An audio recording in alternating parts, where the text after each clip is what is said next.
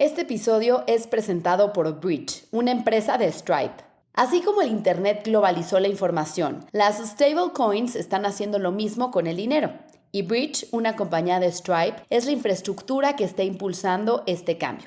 Construida para tener velocidad, escala y simplicidad, Bridge ayuda a que las empresas envíen, almacenen, acepten y generen stablecoins al instante. Atiende clientes globales sin las complejidades de montar toda la infraestructura cripto. Así, compañías como X, Shopify y RTM están abriendo nuevos mercados, reduciendo costos de FX y moviendo dinero sin fricción en tiempo real. Ya seas una empresa que lleva nómina y quiere usar stablecoins para pagar a proveedores globales, una app de remesas que quiere usar stablecoins para agilizar el movimiento de dinero internacional, un neobanco que ofrece stablecoins como forma de ahorro o un equipo de tesorería que quiere usar stablecoins para cubrir la volatilidad cambiaria en mercados emergentes, Bridge puede ayudarte. Descubre el futuro de la infraestructura financiera global en bridge.xyz.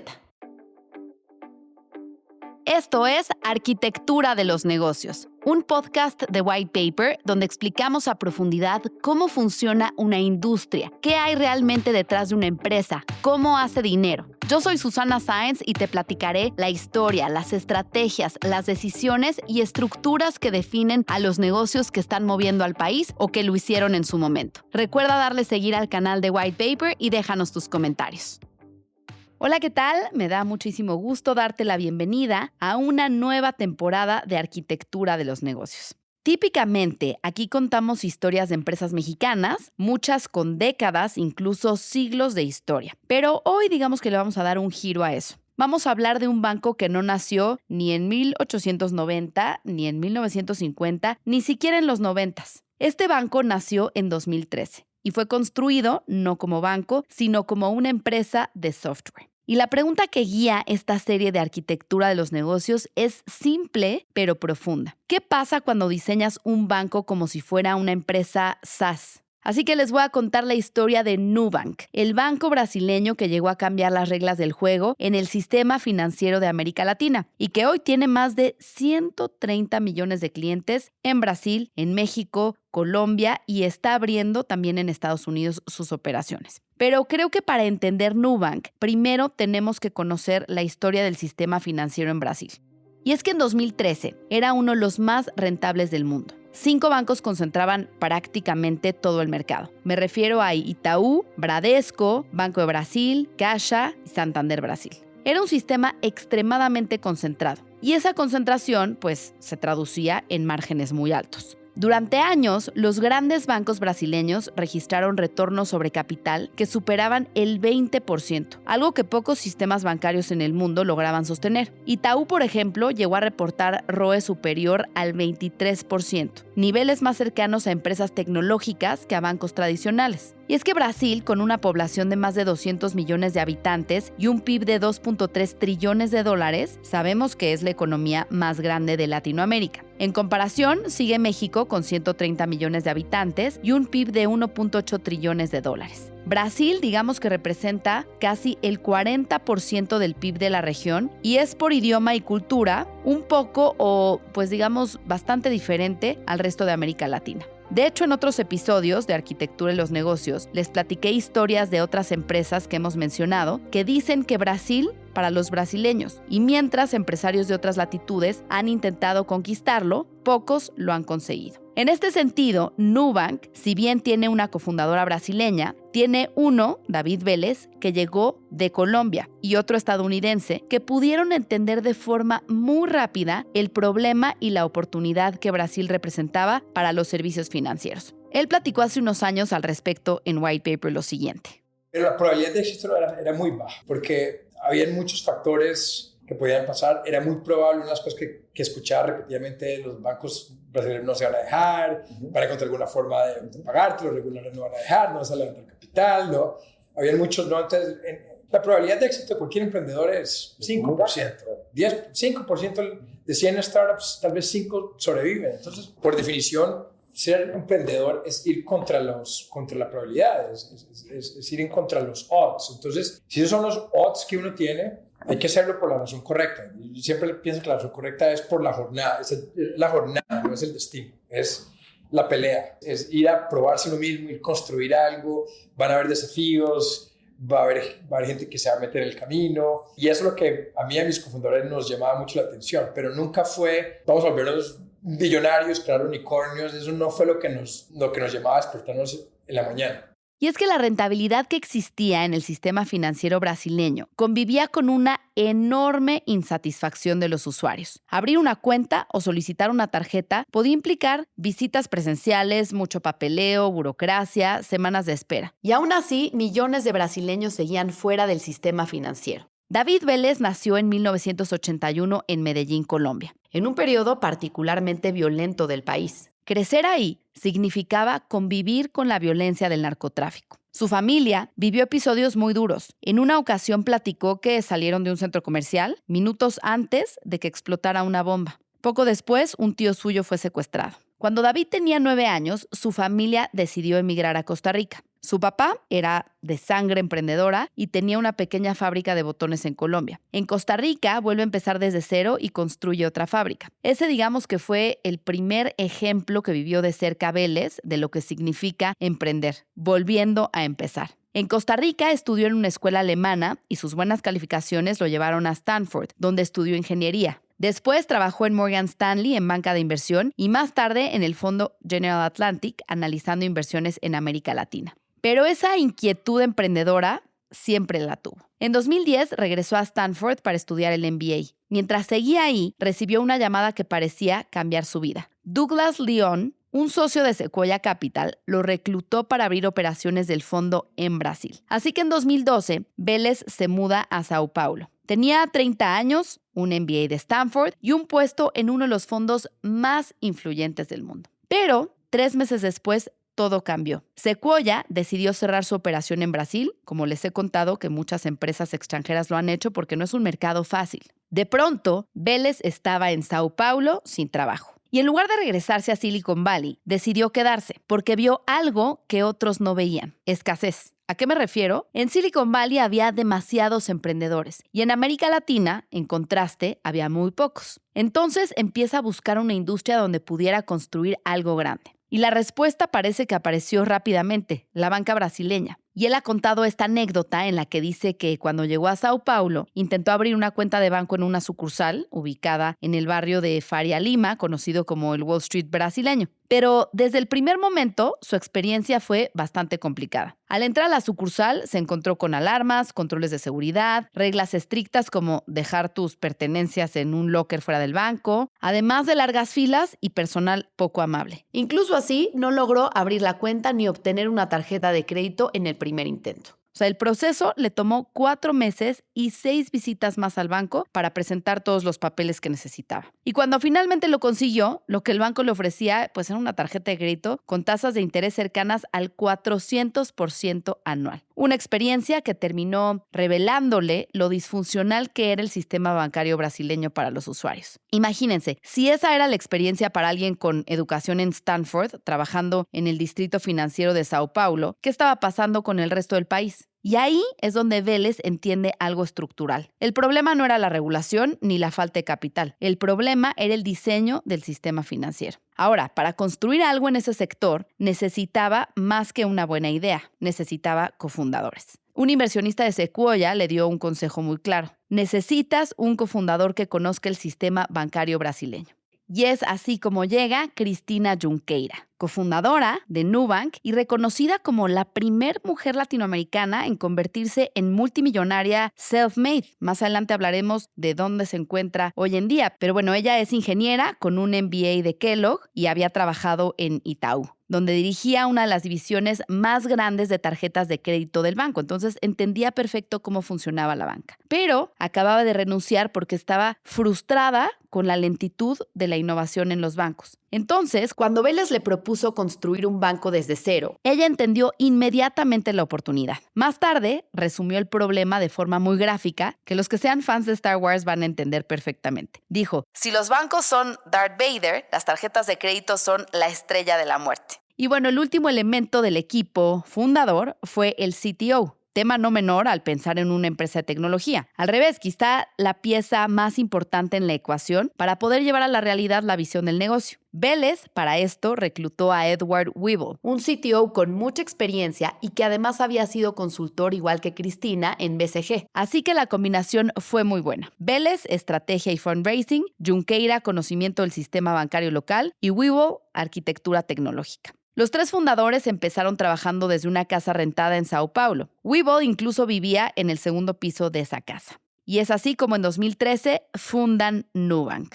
Hay que decir que convencer a inversionistas no fue fácil. La idea sonaba casi imposible: construir un banco desde cero en un mercado dominado por 5 grandes financieros. Pero Vélez, con su conocimiento en la industria y las credenciales del equipo, lograron levantar $2 millones en 2013. $1 millón de Sequoia Capital y $1 millón de Kasek Ventures. Es decir, una ronda pequeña para los estándares, pero con 2 inversionistas top del mundo y de la región. Recordemos que Sequoia, junto con Kleiner Perkins, son los fondos top de Silicon Valley, y Kasek, por otro lado, es el fondo líder en Latinoamérica, al ser fundado por Hernán Casá, cofundador de Mercado Libre, la historia más exitosa de un startup al día de hoy en Latinoamérica.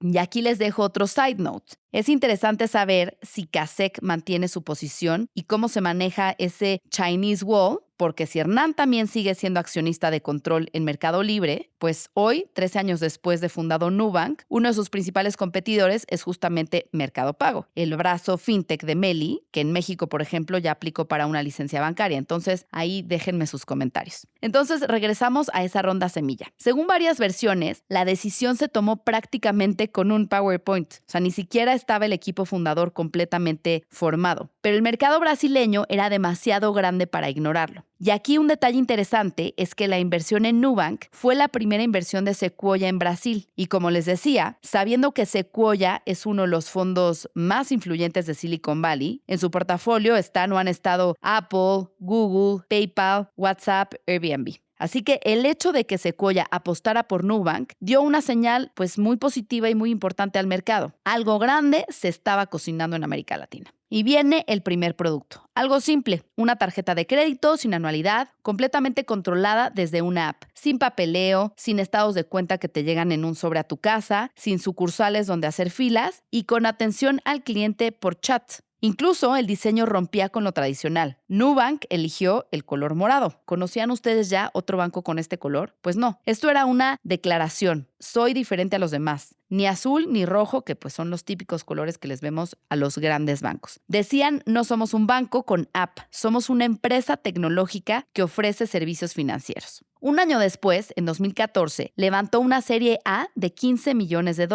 Los inversores fueron Sequoia Capital nuevamente y Kasek Venture. Una buena anécdota es que Cristina Junqueira viajó a California con 7 meses de embarazo para hacer el pitch a inversionistas de Silicon Valley, incluidos fondos como Sequoia Capital, y después, estando en el hospital, un día antes de que naciera su primer hijo, David le llevó los documentos para que los firmara. Y de hecho, déjenme decirles que tuvimos la oportunidad de entrevistar a Cristina en el 2024, en nuestro primer evento de White Paper Live en la Ciudad de México, y justo no pudo volar porque estaba a punto de tener a su cuarto hijo, pero hicimos la entrevista de manera remota y nos platicó que siempre tuvo sus convicciones muy claras. Yo comprendo que mucha gente puede mirar a Nu y pensar que es un fairy tale, pero tengo que decir que por más exitoso que fuimos, y sí, tuvimos mucho éxito y tenemos mucho orgullo de todo lo que hicimos, pero tuvimos muchos villains, vilones, ¿cómo se dice? Tenemos muchos monstruos y desafíos en nuestra trayectoria, por supuesto. Ahora, siempre tuvimos ambiciones muy largas y siempre tuvimos como filosofía mirar más alto, porque a nosotros nos gusta más mirar más alto y algunas veces no llegar tan alto, pero llegar más lejos que si miramos más bajo, ¿comprendes? Y llegamos. Entonces, nosotros siempre miramos para, sí, un crecimiento más grande, sí, los mejores inversionistas, sí, tenemos el mejor equipo, tenemos la más interesante cultura dentro de la empresa. Entonces, sí, siempre tuvimos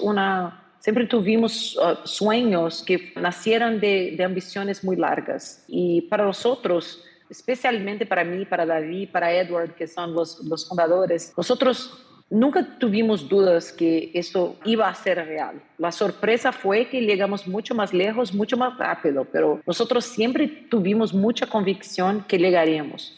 Y bueno, una de las cosas más interesantes en el lanzamiento es la lista de espera. Una muy buena estrategia. El producto solo estaba disponible por invitación. El mecanismo era simple. Podías descargar la app y registrarte, pero no recibías la tarjeta de inmediato. Entrabas a esta famosa lista de espera. Entonces crearon esta escasez y deseo. La empresa iba liberando las invitaciones poco a poco. Al inicio, el crecimiento era manejable, decenas de miles de personas. Pero luego empezó a pasar algo inesperado. La tarjeta morada se vuelve viral. La gente compartía fotos en redes sociales, hacía publicidad de boca en boca. Los usuarios invitaban a sus amigos y los medios de comunicación empezaban a hablar de este producto, con lo que la lista de espera empieza a crecer, a crecer y a crecer. En algún momento el primer año, la lista de espera superó las 200,000 personas. Y para una startup fintech que apenas había lanzado su producto, la verdad es que eso era un número enorme. Y era una señal clarísima del product market fit. La gente no solo quería el producto, estaba dispuesta a esperar meses para obtenerlo. En varias entrevistas, David Vélez ha contado que ese fue uno de los momentos en los que el equipo se dio cuenta de que el modelo podía escalar, porque resolver tecnología es difícil, levantar capital es difícil, pero lo más difícil de todo es algo mucho más simple, hacer un producto que la gente realmente quiera. Como dice Paul Graham de Y Combinator, build things people want. Y cuando 200,000 personas están dispuestas a esperar por tu producto, la señal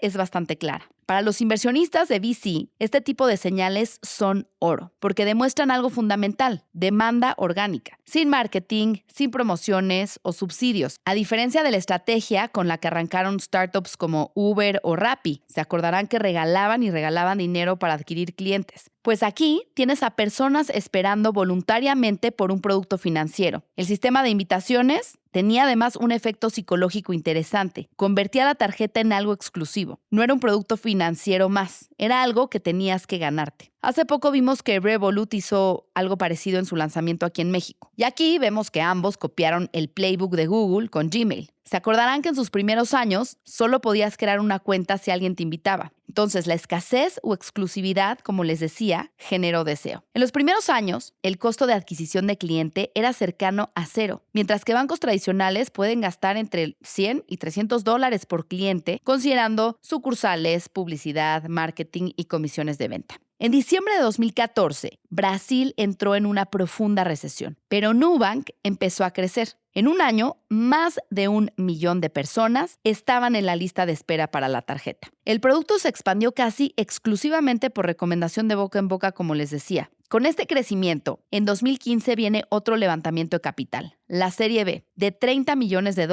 con Tiger Global Management, Sequoia Capital, Kasek Ventures y QED Investors de Nigel Morris, uno o quizás el fondo más importante de fintech, con el que también tuve la oportunidad de platicar hace unos meses de esta y otras inversiones. Pueden encontrar la entrevista completa en el archivo histórico de White Paper. Pero bueno, en esos primeros años, varios ejecutivos de la banca tradicional empezaron a comentar públicamente sobre Nubank. Uno de los comentarios más citados vino de ejecutivos de Itaú. La tesis era simple. Las fintech eran interesantes, pero no representaban una amenaza real para los bancos grandes. El argumento era que los bancos tenían escala, capital, regulación y sobre todo décadas de experiencia en riesgo crediticio. Desde ese punto de vista, Nubank era solo una startup pequeña. Entonces, lo que al inicio parecía irrelevante, empezó a convertirse en una amenaza estratégica. Como dicen por ahí, first they ignore you, then they laugh at you, then they fight you. Y sí, los bancos tradicionales reaccionaron. Algunos lanzaron sus propias iniciativas digitales. Otros compraron fintechs. Pero Nubank ya tenía una ventaja enorme. Había construido un software de servicios financieros antes que nadie.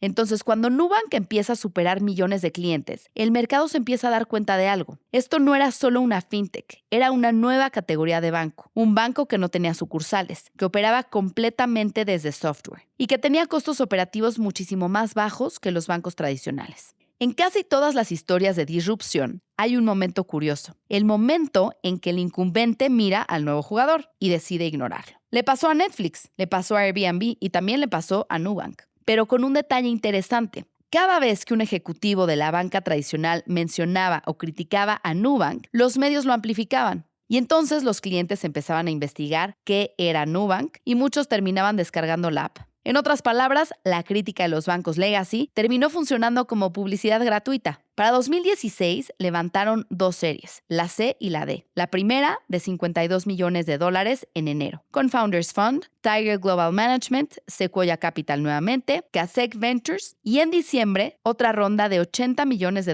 con DST Global, Sequoia Capital, Founders Fund y Tiger Global Management. Como les decía, Nubank tenía algo diferente, una arquitectura tecnológica completamente nueva. Mientras los bancos tradicionales operaban con sistemas heredados de décadas, Nubank construyó toda su infraestructura en la nube. Y esto le permitió operar con costos radicalmente menores. Pensemos en el ejemplo de un banco tradicional. Ellos cargan con miles de sucursales físicas, decenas de miles de empleados, sistemas legacy, muchas veces con datos on-premise. Es decir, ni siquiera operan muchas veces en la nube. Recientemente vimos la noticia que Claude podría reescribir COBOL, uno de los lenguajes de programación más antiguos, y sobre el cual todavía muchos bancos operan distintos sistemas, incluyendo los cajeros automáticos. Este es un nicho de mercado operado por IBM, que estableció ese lenguaje como el estándar de la industria y que todavía vende muchísima consultoría alrededor de esto. Y aquí voy a hacer una explicación, un paréntesis, para hablarles un poco más de qué es COBOL y cómo mucho el sistema financiero todavía corre sobre este. Platíquenme si ustedes lo habían escuchado, si ustedes son ingenieros o ingenieras de esas épocas y les tocó programar con este lenguaje o no tenían ni idea como yo.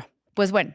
Cada vez que haces una transferencia bancaria, cada vez que pagas con tarjeta, cada vez que un cajero automático procesa una transacción, es muy probable que en algún punto del sistema el software esté consumiendo algún servicio escrito en un lenguaje antiguo llamado COBOL, escrito hace más de 60 años. Y para entender cómo llegamos a esto, hay que regresar a finales de los años 50, donde las computadoras empezaban a entrar al mundo corporativo. Los bancos, las aseguradoras y los gobiernos empezaban a usarlas para procesar información que antes se llevaba en papel. Me refiero a cuentas, nóminas, inventarios, registros. Pero tenían un problema muy importante. Cada fabricante de computadora tenía su propio lenguaje de programación. ¿Esto qué significa? Que si una empresa cambiaba de computadora, tenía que reescribir todo su software desde cero. Imagínense el tiempo que les tomaba hacer esto. En 1959, el Departamento de Defensa de Estados Unidos decidió impulsar la creación de un lenguaje que pudiera usarse para aplicaciones administrativas independientemente del fabricante. Y uno de los personajes más influyentes en ese proceso fue una pionera de la computación. Con mucho orgullo les digo, esta mujer, Grace Hopper, una eminencia en matemáticas, científica de la computación y contraalmirante de la Armada de Estados Unidos. Ella fue pionera en la programación y fue la que creó el primer compilador, que así le llaman, a COBOL, que significa Common Business Oriented Language, un lenguaje diseñado específicamente para el mundo de los negocios que tenía una característica muy particular. Su sintaxis estaba pensada para parecerse al inglés, entonces, en lugar de comandos crípticos o matemáticos, muchas instrucciones se leían como frases. Por ejemplo, add hours worked to total hours. La idea era que no solo los ingenieros pudieran entender el código, sino que también los analistas de negocio. Y era una forma temprana de acercar la programación al mundo empresarial. Pero el lenguaje por sí solo no explica su éxito. La verdadera historia comienza cuando entra en escena una empresa que en ese momento dominaba completamente el mercado de la computación. ¿A cuál me refiero? Pues a IBM. Y es que en los años 60, IBM no era solo una empresa tecnológica, era prácticamente la columna vertebral del procesamiento de datos corporativo. Piensen que era el Microsoft o Google de esa época. Si un banco necesitaba computadoras, compraba IBM. Y no me refiero a las computadoras personales que empezaron a masificarse hasta los 80. En esa época, una computadora pues era un cuarto enorme, generaba mucho calor en su funcionamiento y ocupaba mucho espacio. Si una aseguradora quería automatizar sus pólizas, compraba IBM. Y en 1964, IBM lanzó uno de los sistemas más influyentes en la historia de la tecnología, el System 360, que era una familia de mainframes que se convertiría en el estándar de la industria. Entonces las empresas empezaron a construir sus sistemas sobre estas máquinas y el lenguaje que muchas utilizaban para programarlas era precisamente COBOL. Así se escribieron los sistemas que durante décadas procesaron cuentas bancarias, pólizas de seguros, nóminas, pagos gubernamentales, redes de cajeros automáticos, etc.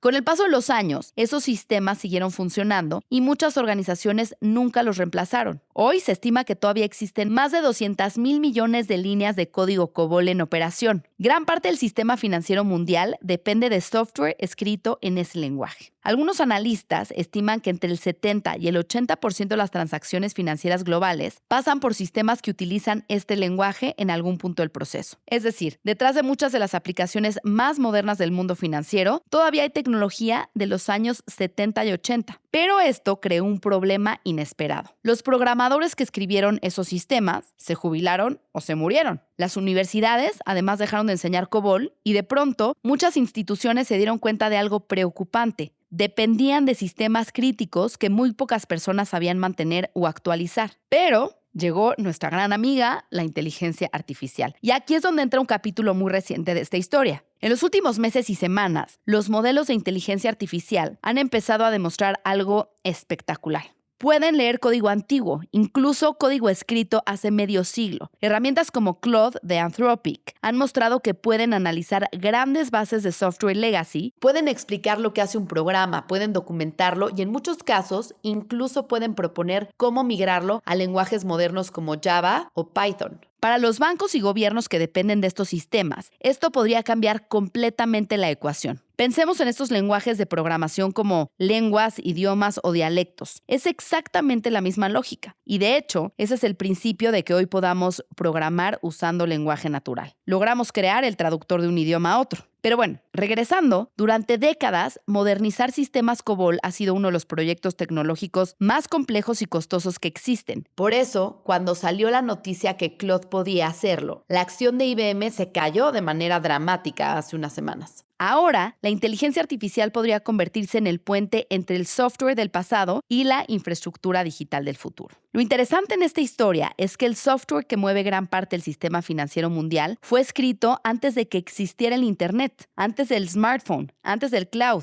Recordemos que cloud tiene 20 o 25 años. Antes todo era on-premise. Recordemos los grandes cuartos de servidores dentro de las empresas. Que por cierto, ahora parece que viene un regreso a on-premise por temas de no compartir información para entrenar a los modelos de inteligencia artificial, pero bueno, de eso hablaremos en otro momento. El caso es que hoy, más de medio siglo después, la inteligencia artificial está ayudando a entenderlo. Es como si dos eras de la tecnología se estuvieran encontrando. La era de los mainframes y la era de la inteligencia artificial. Y eso nos recuerda algo que vemos una y otra vez en los negocios. Las tecnologías cambian y los que se adaptan más rápido a los cambios son los que quedan mejor posicionados para el futuro. Entonces, ¿cómo aprovecha todo esto Nubank? Nubank no tiene prácticamente ninguna dependencia de este tipo de sistemas legacy y por tanto puede ser mucho más ágil. Elimina casi todo eso y su arquitectura le permite infraestructura cloud que sea modular, costos marginales decrecientes por cliente, escalar sin construir edificios, lanzar nuevos productos como features. No es solo que no tenga sucursales, es que su modelo está diseñado para que cada nuevo usuario diluya el costo tecnológico. Y esto impacta directamente en el índice de eficiencia. Y veamos una parte muy importante en esta construcción de la empresa, que viene guiado por el menos famoso o visible de los tres co-founders, que es Edward Weibel, el CTO, y los principios de ingeniería que construyeron la empresa. Porque cuando una empresa crece muy rápido, de una casa con laptops a una compañía con decenas de millones de clientes, inevitablemente aparece la pregunta, ¿cómo evitar que todo se vuelva burocracia? Y ese fue precisamente el dilema que enfrentó Nubank. En 2013, Nubank empezó con un equipo muy chiquito. Un grupo de ingenieros tratando de construir un banco desde cero. Años después, con millones de clientes, se dieron cuenta de algo. Muchos de los patrones que los habían hecho exitosos no estaban escritos. Simplemente habían surgido en el camino y se habían implementado. Así que decidieron documentarlos. No como reglas, sino como principios, porque había dos caminos posibles para escalar la empresa. Uno era crear burocracia y el otro era crear principios que guiaran las decisiones de manera autónoma. Y Weibel lo explica de forma muy clara.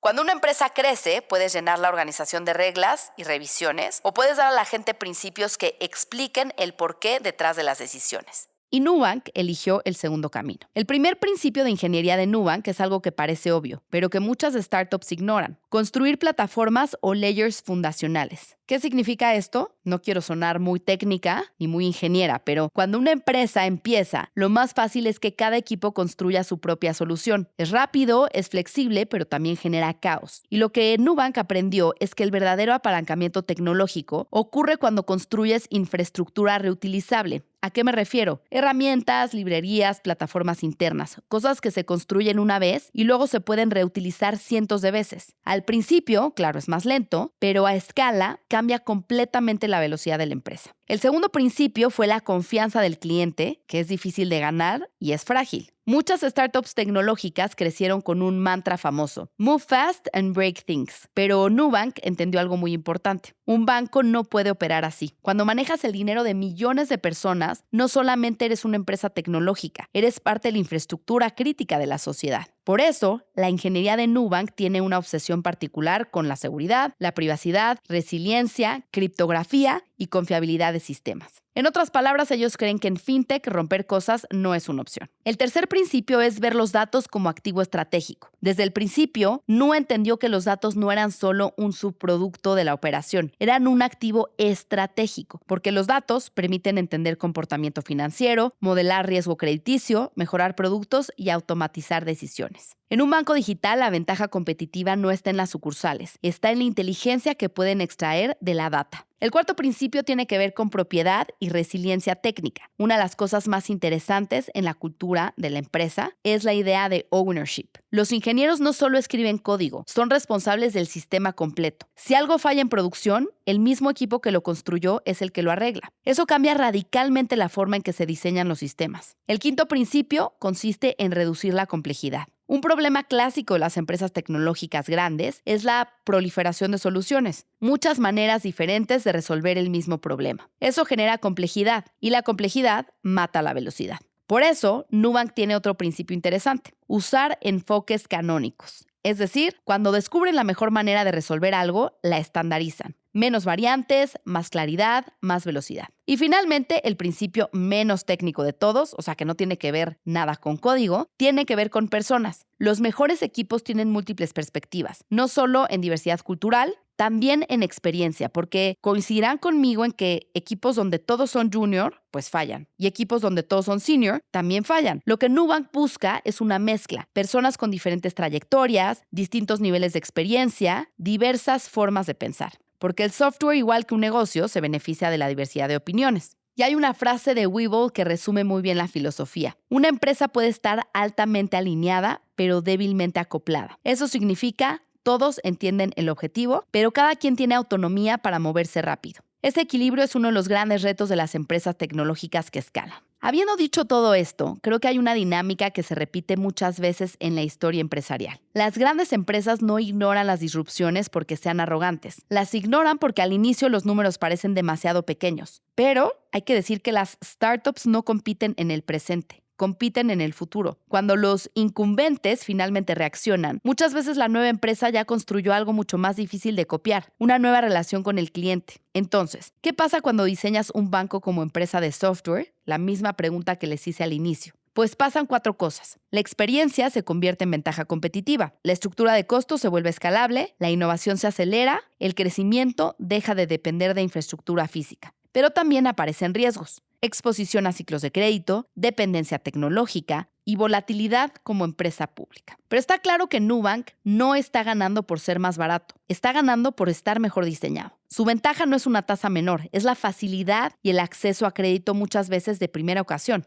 Pensemos en Nubank como Viva Aerobús o Volaris, que democratizaron la aviación en México. Muchísimos pasajeros cuentan que utilizaron un avión por primera vez con una de estas aerolíneas. De forma similar a lo que ocurre con muchos de los clientes de Nubank. Su primer acceso a una tarjeta de crédito fue con ellos. Y por supuesto que con esto vienen retos importantes de lealtad, sobre todo con la competencia que ha surgido y esta guerra de tasas. Porque a veces los clientes pueden conocer un producto con ellos y después graduarse y migrar a otra marca. Así que la historia de Nubank también muestra algo importante. Muchas grandes empresas nacen cuando se juntan 3 tipos de talento: visión, conocimiento de la industria y capacidad tecnológica. En Nubank, esos 3 elementos se encontraron en el momento correcto. David Vélez, Cristina Junqueira y Edward Webull, un colombiano, una brasileña y una estadounidense. En el próximo episodio de Arquitectura de los Negocios vamos a contar cómo Nubank pasó de ser una startup con una tarjeta de crédito a convertirse en uno de los bancos digitales más grandes del mundo, cómo se expandió a México y Colombia y cómo está llegando a Estados Unidos, cómo alcanzó una evaluación de decenas de miles de millones de dólares y cómo terminó protagonizando uno de los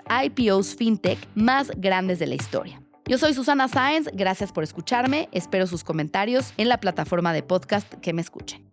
Esta es una producción de White Paper Media, la fuente de información de negocios en la que confían los principales empresarios y empresarias de nuestro país. Yo soy Susana Sáenz y si tienes curiosidad de cómo opera alguna industria o sector o alguna empresa, mándame tus sugerencias a susana@whitepaper.mx. Suscríbete en whitepaper.mx.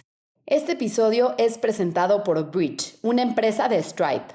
Así como el Internet globalizó la información, las stablecoins están haciendo lo mismo con el dinero.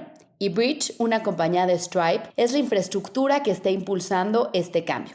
Construida para tener velocidad, escala y simplicidad, Bridge ayuda a que las empresas envíen, almacenen, acepten y generen stablecoins al instante. Atiende clientes globales sin las complejidades de montar toda la infraestructura cripto. Así, compañías como X, Shopify y RTM están abriendo nuevos mercados, reduciendo costos de FX y moviendo dinero sin fricción en tiempo real. Ya seas una empresa que lleva nómina y quiere usar stablecoins para pagar a proveedores globales, una app de remesas que quiere usar stablecoins para agilizar el movimiento de dinero internacional, un neobanco que ofrece stablecoins como forma de ahorro o un equipo de tesorería que quiere usar stablecoins para cubrir la volatilidad cambiaria en mercados emergentes, Bridge puede ayudarte. Descubre el futuro de la infraestructura financiera global en bridge.xyz.